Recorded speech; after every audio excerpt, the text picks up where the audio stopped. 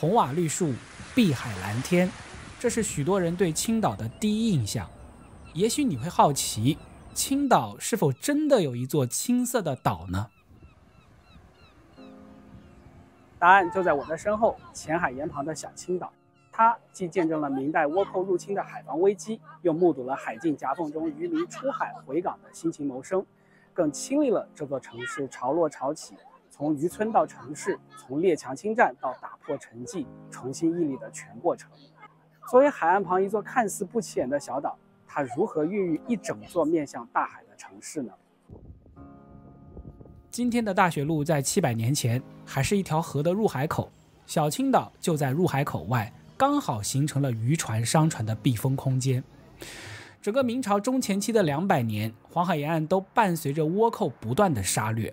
统治者为了阻断外敌和内贼的勾结，反复执行禁止民间私自出海的政策。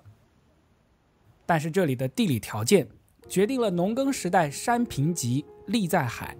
没有了港口贸易，甚至近海渔业，仅靠十分有限的土地，实在难以养家糊口。不顾禁令，聚集在海岸附近谋生的人越来越多，来来往往都是渔民、艄工和商人。在海禁不断重申的年代，这里的官民居然争取到了货物直通浙江、福建的许可。明朝官方的禁渔政策也从1437年开始逐渐松动。而在更早的时候，随着海上航运而来的，还有一位睿智寡言、护国佑民的神仙。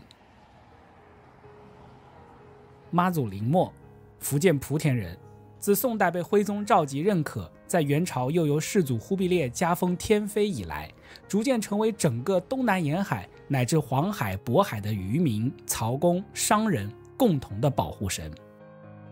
1467年，祖辈从云南迁徙而来的胡姓乡绅，在前海沿捐施土地，建成了天妃殿、龙王殿、财神殿各3间，供奉妈祖、龙王和财神等神祇。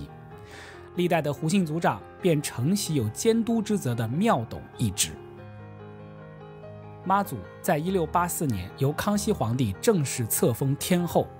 主神更加崇高的地位也让天后宫吸引了更多周边村民。这里每年正月初1、15以及3月23都挤满了诚心叩拜的信众。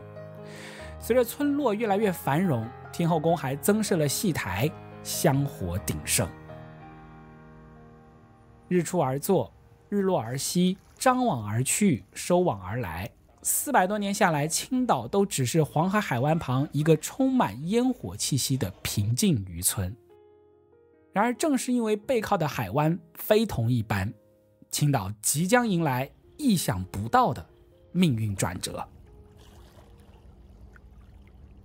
胶州湾拥有中国北半部最大和最好的港口，装船条件优越，既可修建铁路将省府济南连接，又可为山东出口煤炭带来便利。短短一句话就一针见血地概括了胶州湾几乎全部的地理优势和利用价值。也就是这一番话，让雄心勃勃从欧洲大陆放眼全球的德国皇帝威廉2世注意到了这片远在万里之外的海湾。字字千钧的论断来自一位首提丝绸之路概念、首定罗布泊位置、首命景德镇高岭土之名的德国著名地质学家费迪南·冯·里希霍芬。1869年，胶州湾背后的山东腹地，在他眼里宛如一条飘逸的黑绸带，上面缀满了乌黑闪亮的煤和铁。你很难想象，德国对胶州湾的一切野心，竟是源于这个巴进中国、对专业孜孜不倦，在考察路途中坚持每天只睡4个小时，一个月能徒步1000多公里的科学家。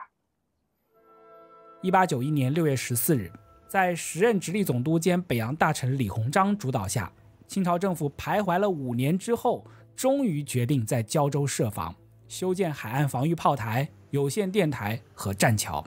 并把距离小青岛不远的驻防地正式改称青岛。但李鸿章的心思显然并不在建设强大的海军基地上，列强环伺，他考虑的还是那套不顾自身实力，妄图以夷制夷、借力打力，玩弄危险平衡的盘算。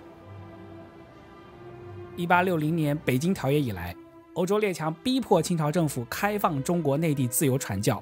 数千年来各成体系的中西文化迅速迎来了密集又无法调和的冲突，短短30多年就已经升温到快要兵戎相见的地步。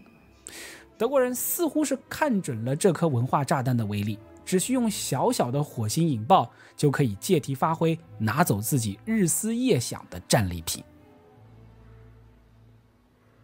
就在德国舰队提出胶州湾过冬1个多月之后，距离青岛500公里的曹州府巨野县，2位天主教神父因为教徒拒绝传统公庙宴席费用，引发冲突被赐死。威廉二世听闻之后兴奋不已，虽然信仰新教，但早就把自己当成全民皇帝的他，决定强势出手，为自己的天主教子民撑腰雪恨。1897年11月14日早上不到8点，德国海军登陆部队717人突然从栈桥上岸，迅速抢下清军总兵衙门后方的山头，同时发出了最后通牒。清军自知毫无还手之力，当天下午就将兵力全部撤到了四方村之外，路上还继续被德军炮轰。至此，胶州湾552平方公里上274个村庄的命运，只用了8个小时就被彻底改写。青岛开启了其他中国城市从未经历的17年德国军港时光。